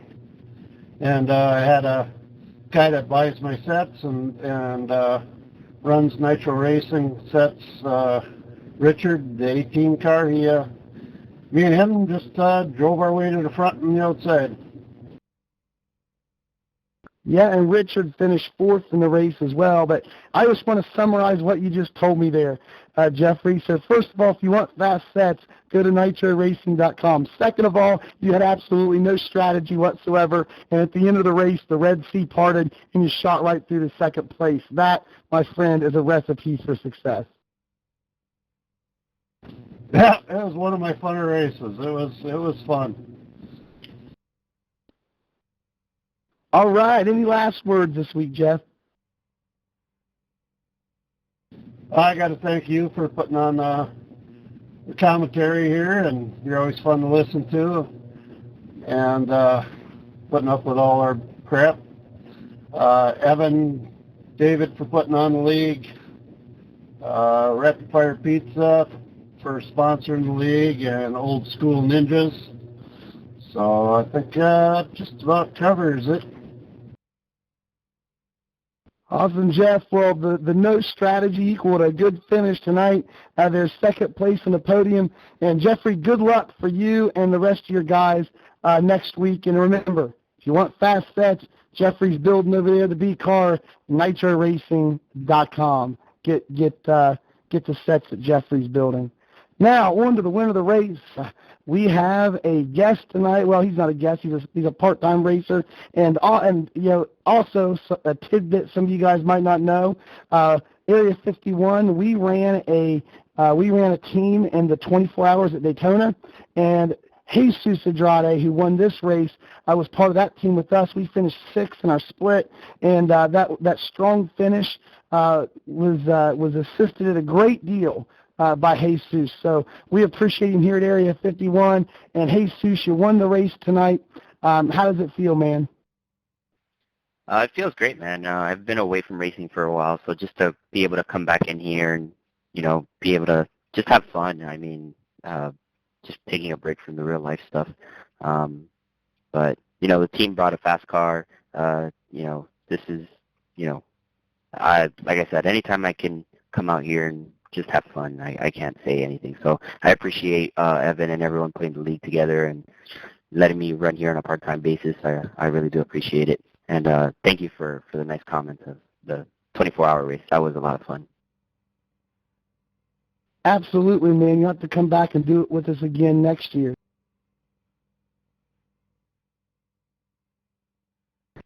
Yeah, man. It'd be fun. Now, you mentioned a second ago, I've got you here on the league in this interview for your first place finish and your win here at Talladega. You mentioned taking a break from real life. Some people may not know. I mean, I know because we race together some, and you're in and out of the Discord and stuff. But you race in real life, and you're racing the Advanced Legends cars. Those things are pretty cool little cars. How about telling everybody about how that's going, and just kind of bring it up to speed, like what you're doing, where you're racing, and all that kind of stuff. Yeah, man. I did some Legend car racing the past year. A lot of fun. Mostly raced down here in Florida at Auburndale and Citrus County and 417 Speedway. We got some pretty nice tracks down here, and I joined up with Little Gator Motorsports, and they hooked me up, and they brought fast cars all the time to the track, and it was more about me learning everything, and I put a lot of laps under my belt and went Winter National Racing. Not Winter National Racing. We went national racing for the first time, and we went to Georgia. I think we went to what's the track's name? Oof, I forgot. Lanier Motor Speedway, and they were nice enough to let us be out there and run nationals out there. And I ran in the Charger division because I didn't have much experience, and I was able to have fun out there and bring 2 wins home and carry that momentum out and learn a lot more. Fortunately, I got hurt, and I wasn't able to continue with my racing, but hopefully I could continue it in the near future. Yeah, now on iRacing, when you race those little 34 coupe cars, they seem like really tiny and small. Like I saw a picture of you I think it was on Facebook, there beside your car, and in your race suit and everything. Like how small, I mean, they look small in real life too, you standing beside it. How small and cramped are those things to race in? Honestly, once you put that helmet on, you don't even think about it, man. It is tight, and you're really low to the ground. It's kind of similar to comparing to a go-kart. You're just low to the ground, low center of gravity, and you're just cramped in there. You know what I mean? It's definitely, it took me a long time to get used to it, but even now, it's still, now that I think about it, it's different for sure than driving a regular car and having a full, big chassis around you. But they're safe cars, and if I would recommend to anybody, if you guys want to get your feet wet in racing, I definitely recommend getting into legend cars. You'll learn a lot. It's definitely an eye opener. I recommend it. Awesome. Got a couple more questions, or quick ones. Are you going to be back with us next week at Dover? It looks like I will be next week if plans don't change. I'll be racing next week. That's obviously if my team wants to fund me another car, right? But I think they got like 5 cars they got to repair. So we'll see. Hopefully we can race next week and put on a good show and have fun racing. Yeah, absolutely. There wasn't many of us left on the track without damage, man. Hey, great win. Good to see you in the winner's circle tonight. And, you did real good. Can't wait to be at Dover next week. Hope to see you out on the track. Hope you can make it. Any final words as we close this thing out, Jesus? Yeah, I just want to thank my team, and I want to thank Evan for putting a great league together, and also thank you, Mike, for putting this podcast together and doing these interviews. Appreciate it. Thank you for taking the time, man. Awesome, folks. There you have it. That finishes out our racing tonight here at Virtual Talladega on iRacing in the MSRA Rapid Fire Pizza League. For myself and everybody, all the other drivers out there in the league, I speak for everyone, we want to thank our sponsors that make this happen, which is Rapid Fired Pizza and Old School Ninjas. They make this league happen for us. They make all these great broadcasts by the Goon Squad happen, and all the drivers appreciate it. And I know that all of you guys at home that watch these races appreciate everything that they do. So our sponsors are key, and we just want to thank all of them. And we thank you all for watching these races as they're broadcast on YouTube. This league is going great, and we just want to keep the momentum rolling as we move forward. And we are moving forward to Dover next week. So come back, check out the race next week. I'll be here. The rest of the drivers will be here, and the competition will be heating up at Dover. This is Mike Howerton, and for the Rapid Fire Pizza League, thank you for watching and being with us. And as always, we will see you in the next one.